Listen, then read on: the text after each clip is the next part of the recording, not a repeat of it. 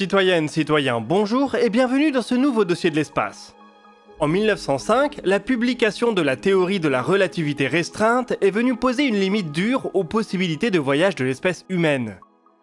Elle nous apprend en effet que la vitesse de la lumière représente un absolu indépassable. Le XXe siècle nous a aussi appris à quel point l'univers est grand. Les distances entre les systèmes planétaires se comptent en années-lumière au minimum. Une vitesse finie pour parcourir des distances gigantesques semble éteindre à jamais l'espoir que l'humanité puisse un jour voyager vers d'autres étoiles.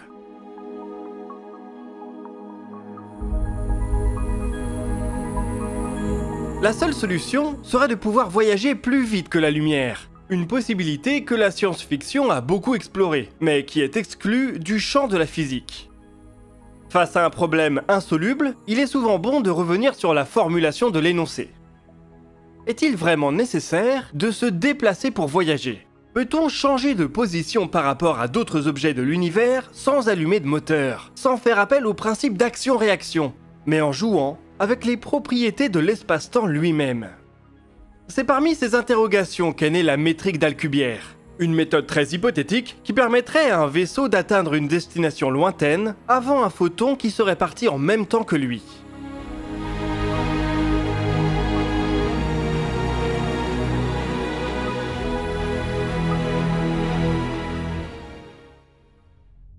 Si la relativité restreinte nous dit qu'on ne peut pas dépasser la vitesse de la lumière, la relativité générale nous apprend, elle, que l'espace-temps n'est pas statique. Il se déforme et se courbe en fonction des masses qui le peuplent.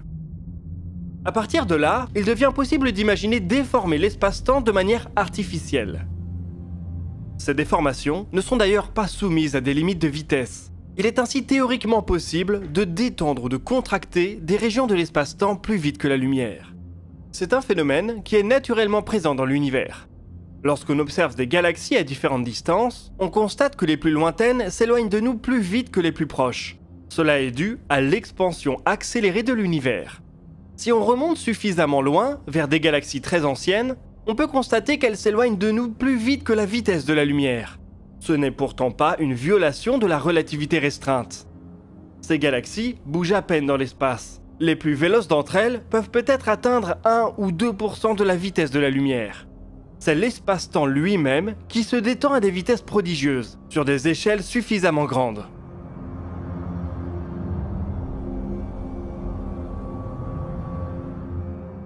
Aucun objet massif ne peut dépasser ou même atteindre la vitesse de la lumière, mais les déformations de l'espace-temps ne sont pas affectées par cette limite. C'est ce phénomène qui a permis au physicien mexicain Miguel Alcubierre d'imaginer une méthode de voyage superluminique. En 1994, il publie un papier dans lequel il imagine qu'il est possible de créer une bulle d'espace-temps stationnaire. On pourrait alors la déplacer dans l'univers plus vite que la lumière, en contractant la région d'espace-temps qui se trouve devant elle et en détendant celle qui se trouve derrière. La relativité restreinte est sauve, car ce qui se trouve dans la bulle, un vaisseau par exemple, n'a pas réellement bougé. C'est l'espace-temps qui s'est déformé autour de lui.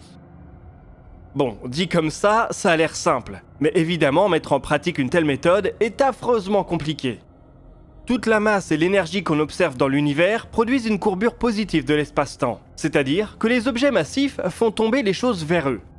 Pour que la métrique d'Alcubierre fonctionne, il faudrait aussi être capable de produire une courbure négative, ce qui demanderait de la matière de masse négative. L'existence d'un tel type de matière n'est pas prouvée, et pour être honnête, il est même plutôt improbable.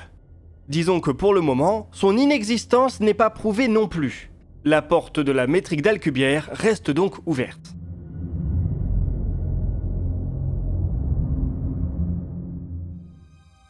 Une matière de masse négative aurait un comportement très étrange. Sous l'effet de la gravité, deux objets de masse positive tombent l'un vers l'autre. Deux objets de masse négative se repousseraient au contraire. Cela induit que les masses négatives interagiraient avec une sorte d'énergie de densité négative, responsable d'une antigravité. Clairement impossible en relativité générale. Pour sauver la métrique d'Alcubierre, on peut cependant faire appel à la mécanique quantique qui semble autoriser des énergies de densité négative dans certains cas. Cela a même été observé expérimentalement avec l'effet Casimir. Les choses deviendraient intéressantes avec un objet de masse positive et un objet de masse négative.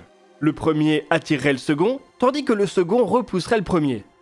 Cela créerait pour l'ensemble une sorte de mouvement de fuite, où la masse négative serait en permanence en train de courir après la masse positive, tout en la repoussant indéfiniment. On pourrait dire qu'on a ici l'âne et la carotte de la propulsion spatiale. Un système de propulsion qui, en déformant l'espace-temps, s'affranchirait de la limite posée par la vitesse de la lumière.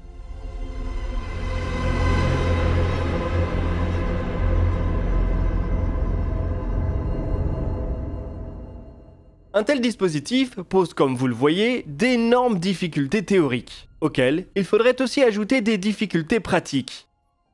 Imaginons qu'on parvienne d'une façon ou d'une autre à synthétiser cette matière de masse négative.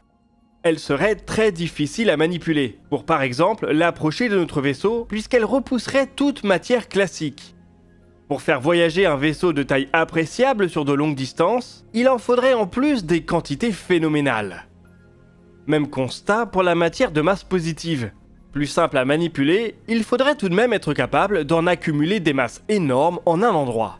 Certains modèles estiment que pour transporter un vaisseau à travers la Voie lactée, il faudrait réunir plus de masse qu'il n'en existe dans l'univers observable. D'autres modèles un peu plus cléments se contentent de quelques masses solaires. Imaginons encore qu'il soit possible de résoudre ces problèmes. Les voyageurs d'une métrique d'Alcubierre seraient tout de même confrontés à un défi de taille, l'impossibilité de contrôler leur vaisseau. Mettre en place les masses ou les énergies nécessaires à la création d'une métrique d'Alcubierre ne nous dit pas comment celle-ci peut freiner, tourner ou faire des loopings. Il faudrait être capable de manipuler des masses et des énergies considérables, dans un environnement probablement très difficile à interpréter et naviguer. Certains théoriciens pensent même que l'avant du vaisseau serait inatteignable par des informations émises depuis la bulle. Une fois la métrique formée, il pourrait ainsi devenir impossible d'y mettre un terme ou de lui appliquer un quelconque contrôle. À l'intérieur de la bulle, les passagers du vaisseau seraient en revanche plutôt à l'aise. Ils ne subiraient pas de force d'accélération et seraient donc dans une situation d'impesanteur. Attention toutefois à ne pas trop s'approcher des bords de la bulle. L'espace-temps y étant à l'inverse très déformé, ce serait un bon moyen de passer un sale quart d'heure. Il faut aussi considérer les effets d'un tel moyen de transport sur son environnement. En fonction des modèles et des méthodes utilisées pour former la bulle, ceux-ci pourraient être dévastateurs. Selon l'un d'entre eux, pendant le transit, des particules s'accumuleraient à l'avant de la bulle. Une fois le vaisseau repassé sous la vitesse de la lumière, entendez les guillemets, ces particules seraient relâchées avec une énergie phénoménale dans la direction faisant face au vaisseau.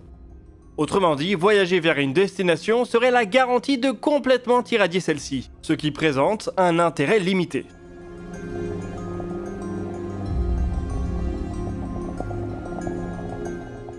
Ces effets sur l'environnement sont en revanche un bon moyen de vérifier si les métriques d'Alcubierre sont possibles. Ne nous voilons pas la face, l'humanité n'a pas les moyens de déployer une telle technologie. On pourrait cependant s'imaginer que d'autres espèces, plus avancées que nous, pourraient maîtriser les énormes énergies nécessaires. Nous pourrions alors scruter le cosmos à la recherche de signatures prouvant l'existence et l'utilisation d'une telle technologie. Là aussi, les idées abondent, mais sans certitude par rapport à ce qu'il faut vraiment chercher. Un énorme flash de rayons gamma, une signature en ondes gravitationnelles, l'emploi d'une telle technologie pourrait-il à l'inverse être indétectable? Il y a presque autant d'hypothèses qu'il y a de versions de la métrique d'Alcubierre.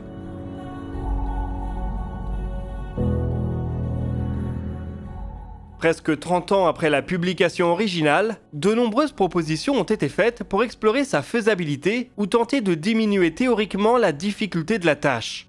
Certains modèles tentent même de faire disparaître le recours à une énergie de densité négative, ce qui ferait sauter le principal obstacle à une telle technologie.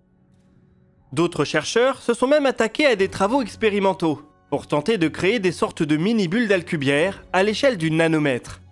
Rien de concret pour le moment, mais une démonstration à cette échelle permettrait au moins de se dire qu'un tel mode de propulsion est possible.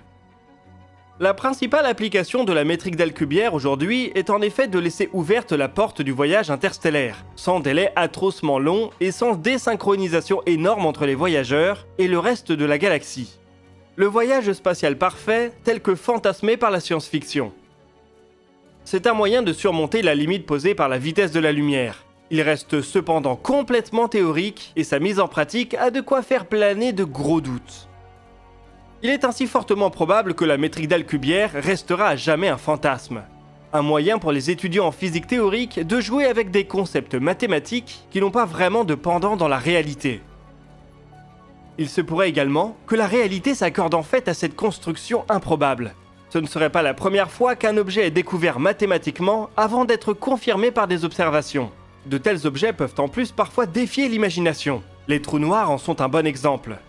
C'est en tout cas une bonne raison de continuer à scruter le cosmos, à la recherche d'une signature qui nous indiquerait que quelque part, une civilisation intelligente a résolu le problème du voyage interstellaire.